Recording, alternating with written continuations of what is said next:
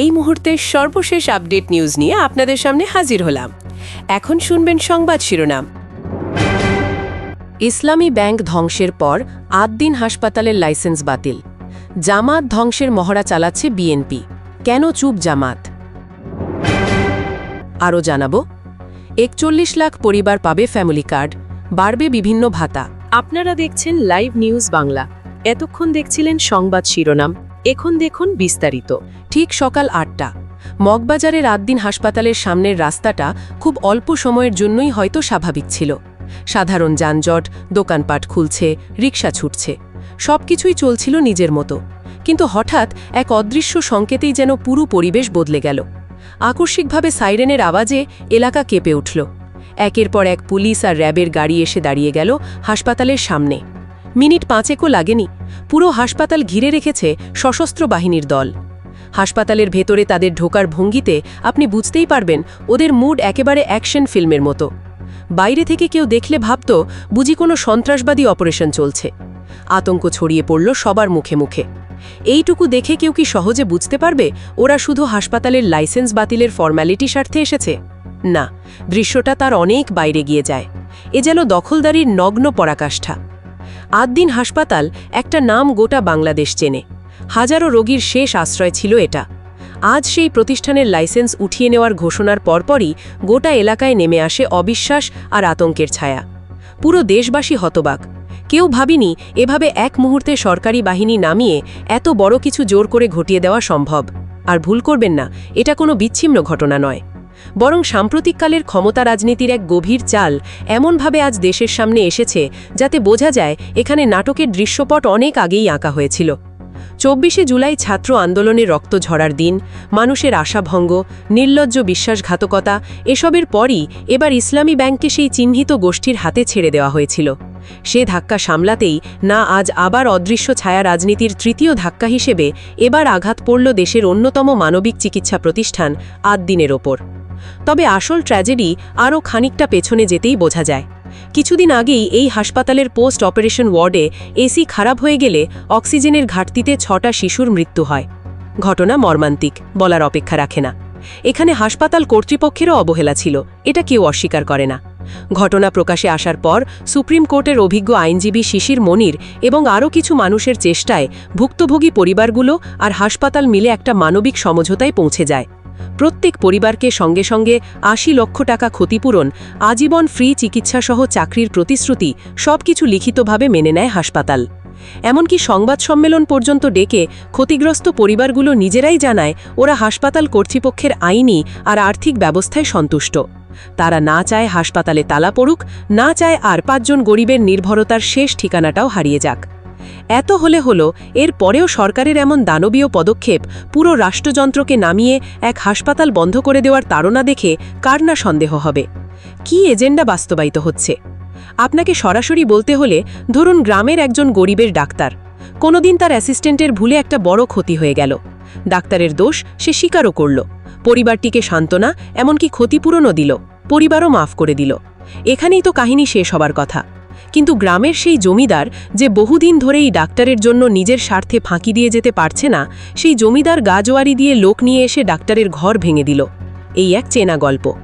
আসলে আজ দেশে যে কুৎসিত রাজনীতি চলছে, ৮ দিন হাসপাতালের এই ঘটনা সেই হিসেবেই পড়ে। গরিবের শেষ ভরসাকে চোখ বুজে গুড়িয়ে দেওয়া প্রশ্নহীন ক্ষমতার মহড়া। সত্যি বলতে কি, এর প্রতিফলন জনগণের মনে শুধুই ক্ষোভ আর দ্বিধা বাড়াচ্ছে।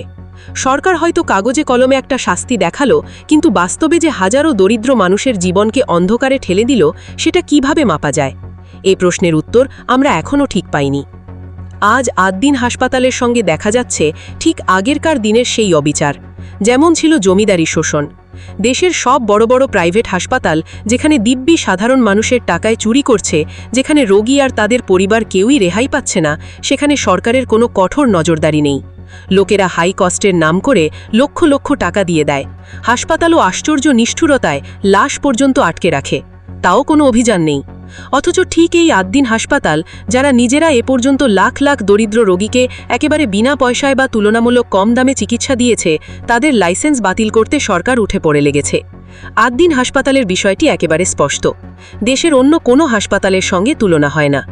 10 লাখেরও বেশি দরিদ্র মানুষ এখান থেকেই চিকিৎসা পেয়েছে।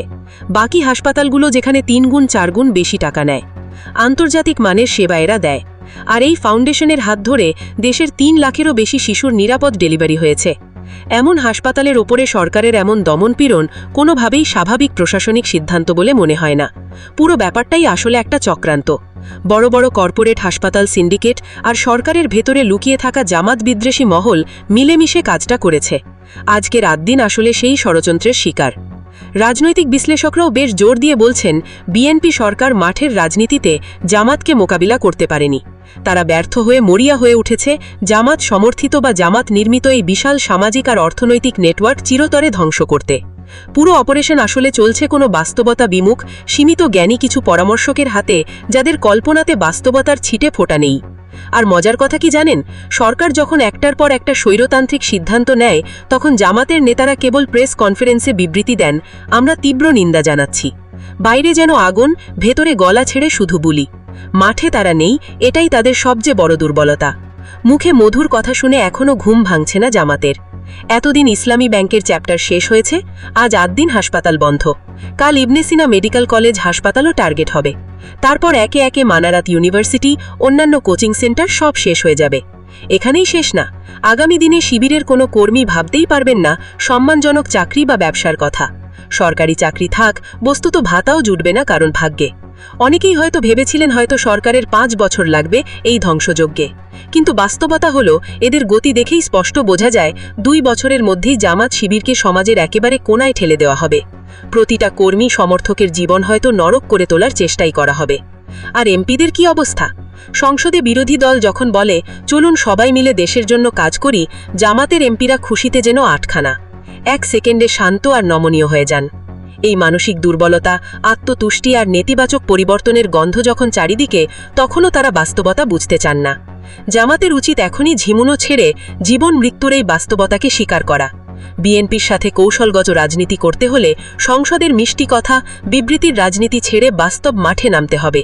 নয়তো একে একে তাদের সব প্রতিষ্ঠান কালের গর্ভে হারিয়ে যাবে। আর এভাবে প্রতিবাদ করে কখনোই স্বৈরাচারী শক্তিকে ঠেকানো যাবে না, এটাই এখন দিনের আলোর মতো স্পষ্ট।